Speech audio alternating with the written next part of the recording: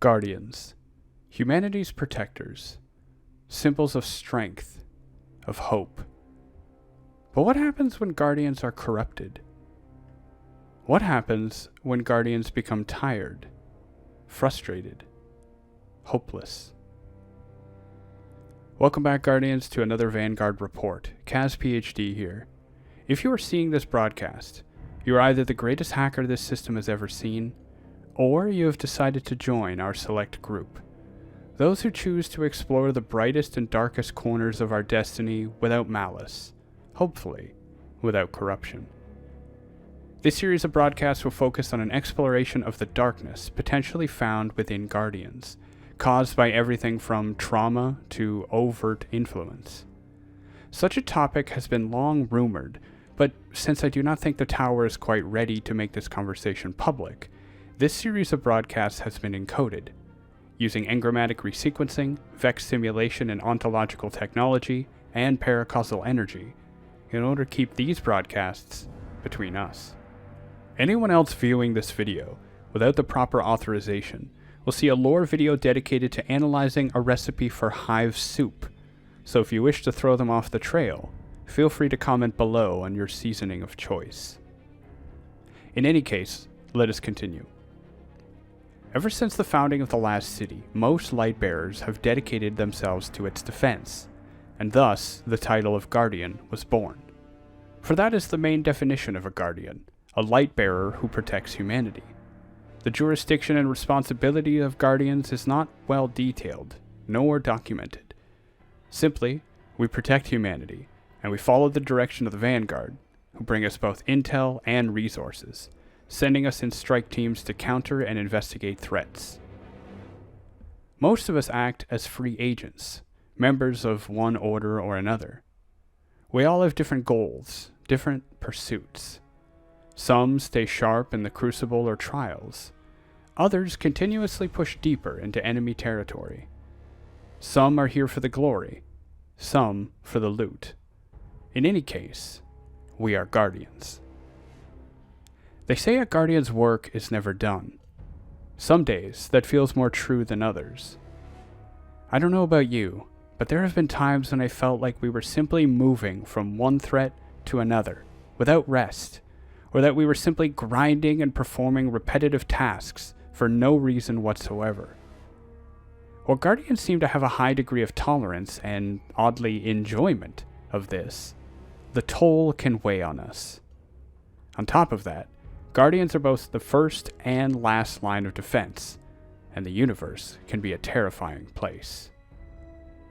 While Guardians are effectively immortal, we do feel fear, pain, and the trauma we experience writes itself into our souls, no matter how often we are revived. From the moment we are revived, Lightbearers fight. That is one commonality between us. When we pledge ourselves to become Guardians, we take on bigger and bigger risks. From that first fallen Dreg, all the way up to Vex mines, fallen Kells, and so on, Guardians are constantly facing tremendous odds. When we are victorious, songs are sung, parades are thrown. But when we lose, well, most Guardians find themselves ill-equipped. There are numerous stories across our destiny of Guardians losing their ghost, or losing a friend, or being too late to save someone. Often, the Guardian or ghost is just, well, not abandoned, but they feel completely cut off, isolated, and there's no one trained to help them. While counsel and companionship are provided from friends and leaders such as the Vanguard, Guardians experiencing this loss and pain often find no relief. It gets worse. If you spend your entire life being a soldier, especially a soldier born of an unknown power, the Traveler, with only a semi-solid purpose, fighting against threats both alien and paracausal, it is all too easy to see everything as a threat, to treat everything with suspicion. If you encounter experiences traumatic enough, your fight or flight instincts will kick in, and you will have trouble separating friend from foe. Toss in the always looming threat of the darkness, and you will likely find yourselves on a quest for either vengeance or salvation. darkness and the light. If the events on Europa taught us anything, it is that we have the potential for both. Not just metaphorically, but literally. Guardians have the capacity to wield both great and terrible power, to act both justly and self-servingly. It is always our choice, but often we are greatly affected by the choices and influences around us. As mentioned, this broadcast is the first of a series where we explore specific examples in the lore of our destiny of the darkness lurking within, or brought out of, Guardians. For years, there have been cases of Guardians using their power dangerously, and given the growing presence of the darkness and its influence, and the sudden increase in Guardians wielding the power of stasis, some have even rumored and feared the potential for a Guardian civil war. Will we go that far? How can we prevent this? Should we? What examples can we draw from our own lore and history? Be sure to set your ghost frequency so you can subscribe to this channel for more content. I will bring you the first of these reports as quickly as I can.